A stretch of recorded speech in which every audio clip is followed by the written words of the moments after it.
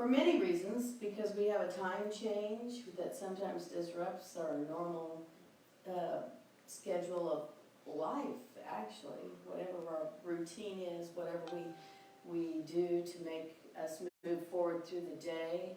When we have to adjust that hour, sometimes we can resist or find it a challenge. And we can know that through the power of strength, which is the power for this month, that we can just take that breath and stand firm in truth and know that no matter what is happening around us and what time of day it is, that God is with us, that God is in the midst of all we do. So as we take that breath this morning to be in prayer meditation with the oneness, with each other, with the consciousness of that pure, perfect strength that comes through us, we can take time just to listen to what is ours to do today. So I invite you to just take that breath, turn within in the silence.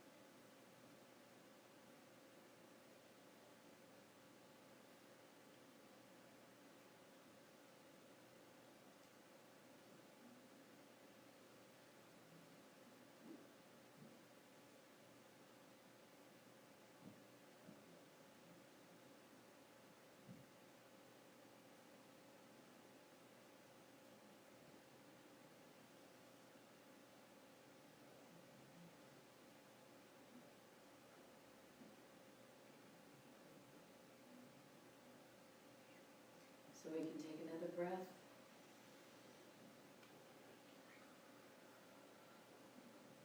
And know that we have the energy, the strength, the power to do all that we need to do in the right and perfect time, in the right and perfect way.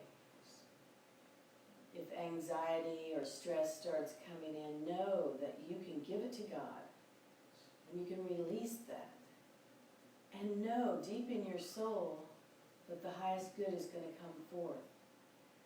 And then, of course, we must be open and receptive to receive that good. And it is in that place that we claim truth for ourselves. So as we go forth today, we can say, I am strength in the perfect time, in the perfect way. Let's say that together. I am strength in the perfect time, in the perfect way. And so it is. Amen. Amen.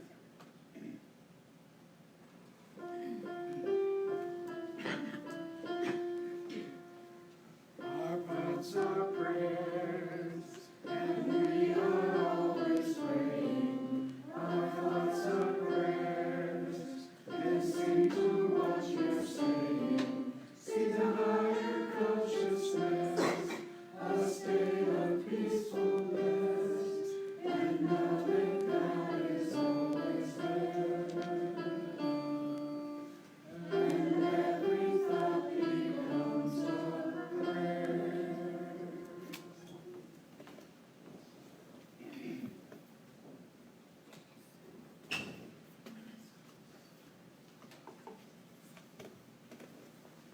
Everybody turns.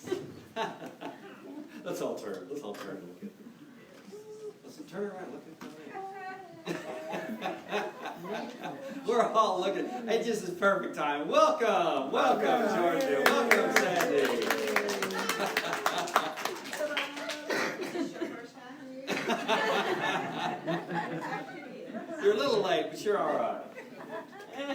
Anyway, today's lesson is entitled From Grief to Glory.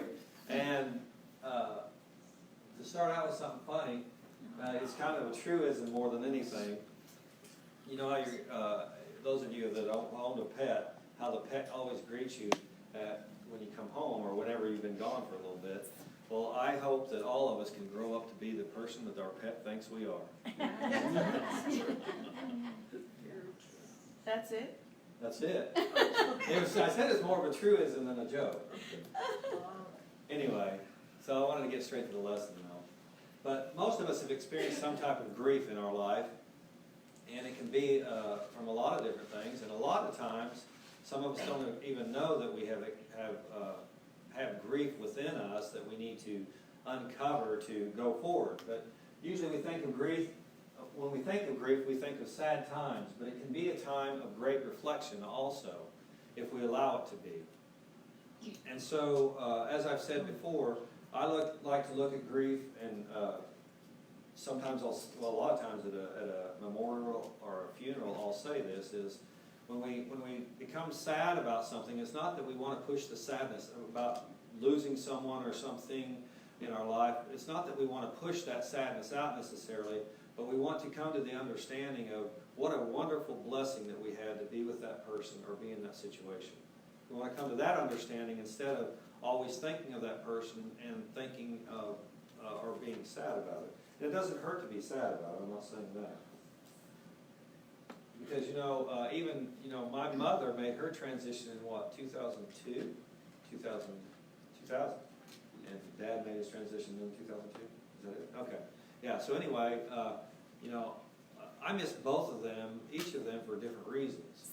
So, even when I think about them, sometimes I'll become sad still, but it's been quite a few years, and I try to do what I'm telling you today is try to remember the good times, and so that brings more of a smile than just the sadness, okay? But I made an acronym for grief because I think it's very important to realize this. And the acronym is, as you can see, it says grief on the left-hand side, is God revealing itself existentially forever. And what I mean by that is, and I don't want you to take offense to referring to God as itself, but if we think about it, some people get offended by that, they like to think about God as a person or something. But God, if we think about God and we realize that God is in everything and is everything, then we have to recognize that God can be referred to as itself, because if we agree that God is in nature, then nature is not exactly a person, so we agree God is in nature. So anyway, don't get offended by itself, but also existentially and forever. So outwardly, forever, God is. And so if we try to think of that in a grief process, and we understand that we were blessed by having this time together with someone, then maybe it can change the idea of just being sad over thinking about the loss of someone. And when really, we'll find out here in a little bit, it's not really a loss. Oops. Once we understand that a loss is a part of us, yet we are still whole, we return to our natural self. And let me explain that a little bit. When we, I think we'll all agree, especially if we have grief over losing a person, I'm kind of specifying just to make it easier for us, over losing a person, we'll all agree that the reason that we have sadness and things is because we miss that person being around us. But if you've been married or been with somebody for a long time, the euphoria at first of that relationship doesn't necessarily wear off, but it changes, right? Oh, it changes. It changes. You're stepping. And I'm stepping carefully here. I'm on a little bit of eggshells, but that's all right. I need to talk about it. But when it changes, we don't necessarily, hopefully, if you stay with someone, the reason is you learn how to love them in a different way, right?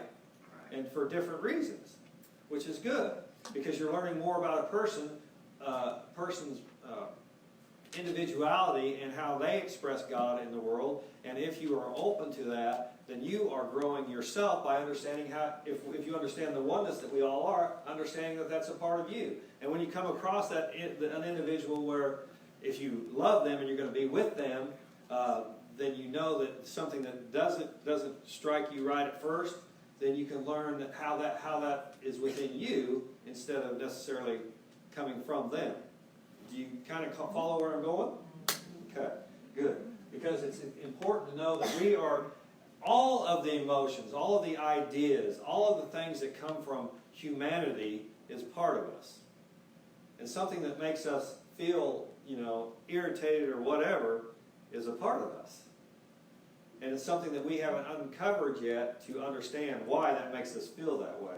And that's how and when we think about that, that's how sometimes we bury grief.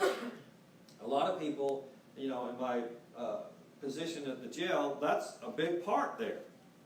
A lot of the people in there that are incarcerated are because of, they've buried some grief and they have no idea that it's there. They know that they feel yucky about something a lot of the times, but they don't know what it is. And I can guarantee it's grief in some way or fashion. And you have to uncover that so you can understand that I was blessed by being in that position instead of now I'm cursed by losing someone. Because it's all part of us. Aiden, most of y'all know my children in the other room.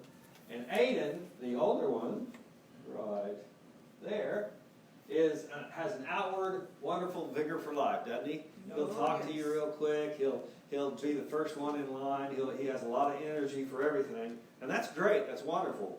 And so that's just his way of being. And JW, the younger one, has an inner vigor for life. And you have to kind of get to know him for him to open up a little bit. But he still has that same vigor for life. He just isn't as outward with it. And so, we in personality traits, we kind of named that as a extrovert and introvert. Well, you can learn to be both, to be quite honest. I know a lot of people that didn't know me before wouldn't understand that I am actually an introvert, but I've learned how to talk in front of people, and now I enjoy it. But it was very, very hard for me. In fact, I know that my instructors at seminary would tell you how hard it was for me, my homiletics instructor. But the difference doesn't mean it's just an outward difference. It's not an inward difference. So that kind of tells you that the Christ Spirit is within each of us, and it's just as strong within each of us, whether we're outwardly saying it or not. But to me, one of the reasons that was really, well, there's quite a few reasons. A lot of people, a lot of ministers, in fact, all of them that I've known really, if you ask them, talk about how their calling was to become a minister. And it's interesting because I really never had a calling to become a minister, if you will. Because, usually when they tell you about their calling, they have a specific incident or a few incidents that led them to say, hey, I'm really being called to become in the ministry. Well, I mean, I guess if I figure it out, it probably could be. But my life was always in unity, so I knew a lot of unity ministers and were blessed by having that relationship and was really kind of counting on that throughout my life. And my mom was a minister, and so as they made their transitions, as they retired and stuff, and it was just a lot of different things, but it wasn't one specific thing that really it was the impetus for me to become a minister. Except this, I guess this was it, is that I think this unity message is so important to get out to the world that each of us have to do our part. And that means me overcoming my introvertedness to be able to talk in front of people to do that. And so I just think that this message is so important that we have to get out and let everybody know that each of us, a child of God, and we have a direct connection. We don't have to depend on anybody else to have that connection. The energy that we have, are referred to as God's light, shines in various ways, and all of them are good. this is so important to know, and we may agree with it, but do we follow it in our daily life is the question, I guess, what we have to ask ourselves. So when we look at the news, in fact, I'm kind of guilty of this even this morning, because I was kind of curious.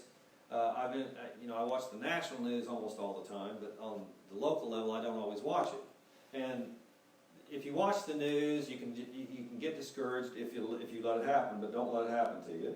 If it bothers you, stop watching it or whatever. Get away from it for a little bit. But I was wanting to watch the local news this morning because I've been watching the national news on the coronavirus and finding out, and I wanted to see how locally, how many cases we were having and all that stuff. And so, because, when you have kids, you're not just thinking about yourself, even though the coronavirus affects elderly more than children. But I was looking at that and I was thinking, how many people get totally caught up in that? I mean, we get caught up in politics and other things too, but how many people get totally caught up in that? And then when we get caught up in it, are we getting caught up in the negative part of it? Or are we using our God self, are we using our Christ self to understand that we have a part to play in this? And if we get caught up in the negative side, then it's going to roll over. But if we get caught up in the positive side and understand that we are going to get through this, however we get through it, and put a positive light on it, that it's going to end quicker. I know some people don't believe that. I think most people in here believe that, but it is totally true. If we believe prayer works for our health, which we've proven many times in this congregation, then why can't we believe that prayer, our good thoughts, can work in any situation? There's no reason not to, and it does work. So we have to begin that critical mass of thinking the coronavirus or whatever it is in front of us, politics, whatever, is something that is going to right itself. I have faith, I have confidence in my good thoughts going out and helping people. I have faith, I have confidence in my brother and my sister of realizing the good thoughts that they have and producing them, putting them out in the world and helping become that critical mass to just totally stop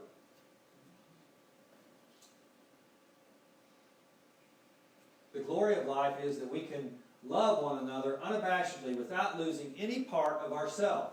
In fact, we enlarge ourselves by allowing ourselves to love without reservation and concern for grief at a later date. When we fall in love, usually we're not thinking about, well, if I fall in love fully with this person, then and they pass away before me, that's going to be sad. So let's not have this relationship. We don't think about that, do we? Right? Some people actually do, but there's very few of them. Doesn't that cut you off of life? Doesn't that cut you off from being more of yourself? If we love without reservation, no matter who it is, and what's even better is if we love someone that we weren't loving, that we thought negative thoughts out, if we send love that way, ooh, that's a little bit tougher. But if we do, boy, it's going to change. More important, not necessarily them, but it's going to change what? Us in a positive way. And what will happen, what the beautiful thing is about that is if we do that for somebody that we have had negative feelings for, believe it or not, we'll start seeing positive things about them. It's an amazing thing. And then it'll change our whole attitude toward that person. And of course it changes our world. And the critical mass made, it changes the world. The Lenten season is about freely loving and adding to that love, not about giving something up. So, the Christian Lent season, which is the only denomination that has it, is a wonderful invention, if you will. It's a wonderful idea to be more focused. There's certain times of the year where we focus on our faith, on our understanding of our spirituality, and this is one of them, the Lenten time.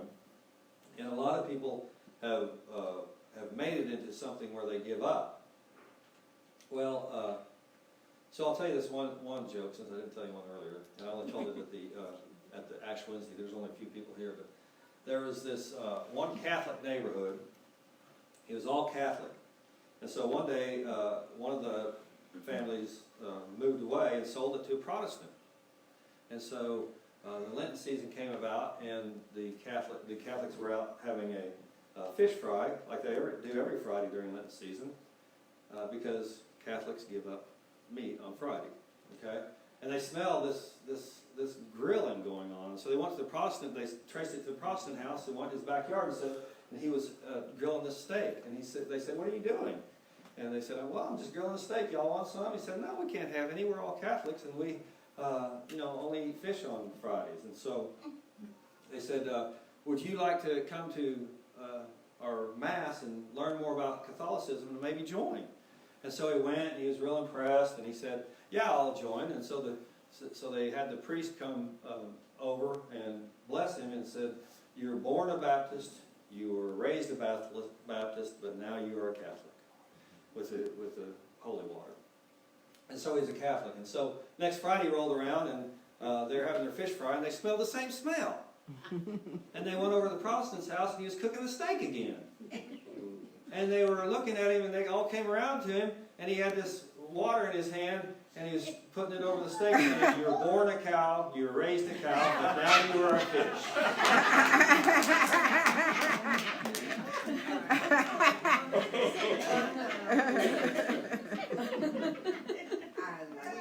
And so, it's all perspective, isn't it? And so how we look at somebody and how we look at life is different, isn't it? And we can change things. So it's not about giving something up, the Lenten season. It's about growing more in your own understanding of what your thoughts are, essentially. We have to remember that God is with us at all times. God isn't gone from us when we decide, or even sometimes if we forget. It used to be, I used to do that even. Not because I was Catholic, because I felt like I should try to give up something during Lenten season. But, it's not really about giving up something unless we're talking about negative thoughts. I'll be glad you give up your negative thoughts. That's what you need to give up if you have to give up anything. So we don't have to give anything up? Well, now, wait a second. Now, you say it like that. Just our negative thoughts. Negative thoughts. Giving up negative thoughts. Oh wait, you don't have any. Strength does not come with a fist. Strength comes from an open heart and open arms. And that is probably, we can easily say that and maybe imagine that, but it's kind of hard to do sometimes. And so that's like when I was referring to a minute ago, when you have some yuckiness, some negative feelings towards somebody, to love them. It's sometimes harder than we think, isn't it? Yeah. And so, I have been blessed. I don't know really why, but I've been blessed in this situation at the jail to be able to have the faculties to, and I really don't have to say it, but it's just kind of indwelled in me. I just say 70 times 7, 7 times 70, 7 times 70, whichever you want to say. How many times do we forgive somebody? Because it's probably not a shift I go through there without hearing a racial slur when I go in one of the cell blocks. But you know what? I've never taken that in. So, we have the ability to accept what we want to accept. We do. And if we accept only good, then isn't that going to be easier to project only good? Yes. And if we understand, I think here's the key to it for me, one of the keys to it for me is somebody, like whatever, we're going to use that racial slur for a minute. If somebody says that to me, that's not their Christ self saying that to me. That's their outward perception of something that they've experienced that had nothing to do with me. And if it had nothing to do with me, why should I take offense to it? That's right. Because it had nothing to do with me.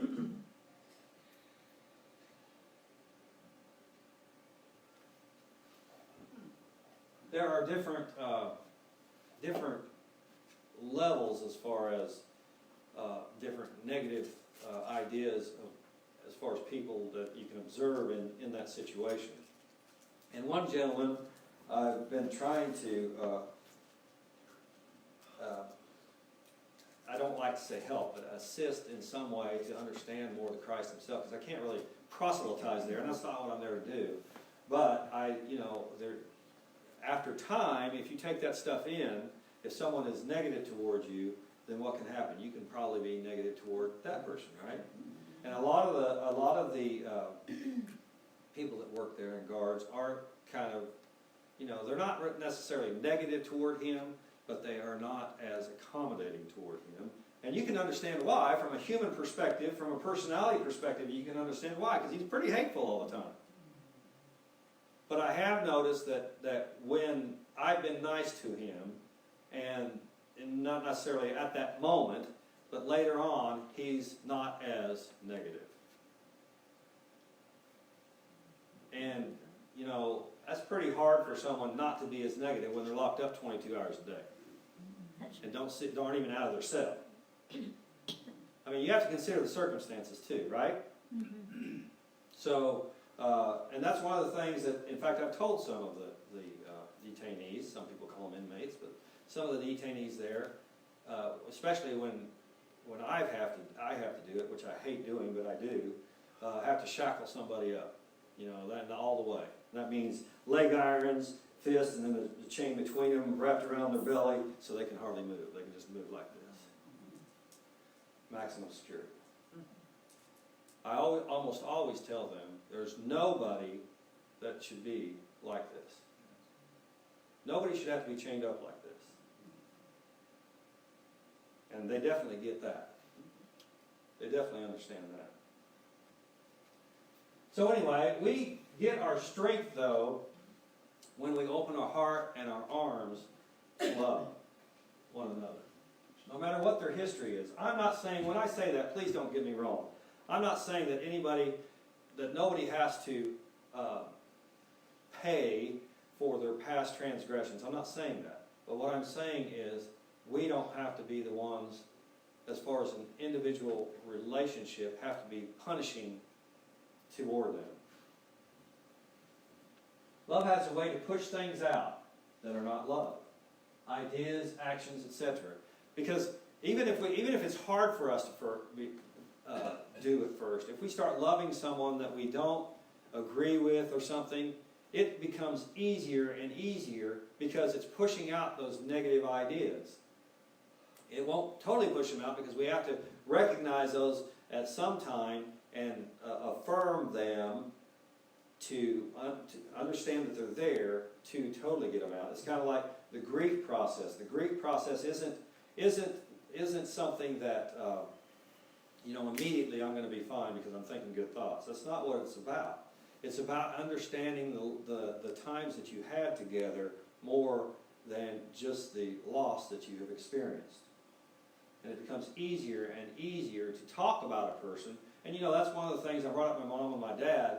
That's one of the things that I wanted to be able to do, because it used to be that whenever I bring them up, I become so emotional that I couldn't even talk about it. And that was doing nobody no good, and especially me. So I wanted to be able to understand, how do I understand how this can turn around into something good? Because the relationship was loving, and it was a wonderful relationship. Wouldn't have traded it for the world. And so, how do I do that? Okay?